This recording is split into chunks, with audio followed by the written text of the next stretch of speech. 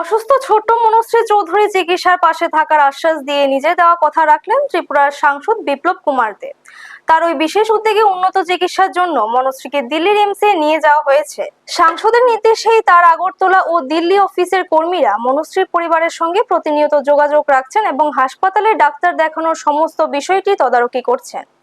বিপ্লব কুমার দেব এ বিষয়ে আগের কেন্দ্রীয় স্বাস্থ্য মন্ত্রকের সঙ্গে সম্ভাব্য চিকিৎসা সহায়তার ব্যাপারে কথা বলেছিলেন। পাশাপাশি এই ব্যাধির বিশেষজ্ঞ চিকিৎসক ডক্টর শেফালি গুলাটির সঙ্গে তিনি নিজে আগে কথা বলে রেখেছিলেন।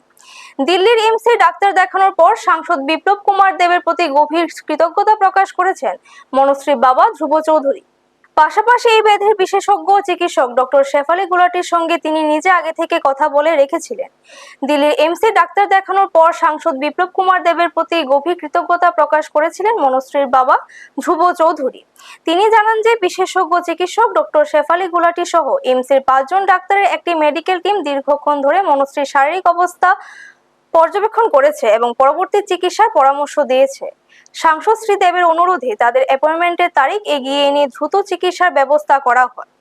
মনুশ্রীর বর্তমান পরিস্থিতি ও চিকিৎসার পরবর্তী পদক্ষেপ সম্পর্কে হাসপাতালে চিকিৎসকরা সাংসদকে বিস্তারিত অবগত করেছেন। মনুশ্রী বাবা আরও জানান যে দিল্লি পৌঁছানোর পর তাদের যাতে কোনো প্রাথমিক অসুবিধা না হয় সেই দিকেই কড়া নজর রাখা হয়েছিল।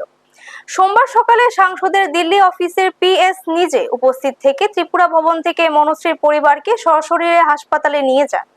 চিকিৎসকদের মতে মনুশ্রীর শারীরিক অবস্থার মূল্যায়ন ভিত্তিক রিপোর্টের উপর তার পরবর্তী উন্নত চিকিৎসার রূপরেখা নির্ভর করেছে।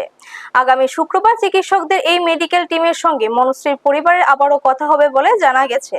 আপাতত দিল্লির এমসের চিকিৎসকদের তত্ত্বাবধানে থাকা ত্রিপুরার এই ছোট্ট শিশু দ্রুত আরোগ্য কামনায় আশার আলো দেখেছে তার পরিবার। ব্যুরো রিপোর্ট, নিউজ তৎকাল 24। আপনারা দেখছেন নিউজ তৎকাল 24।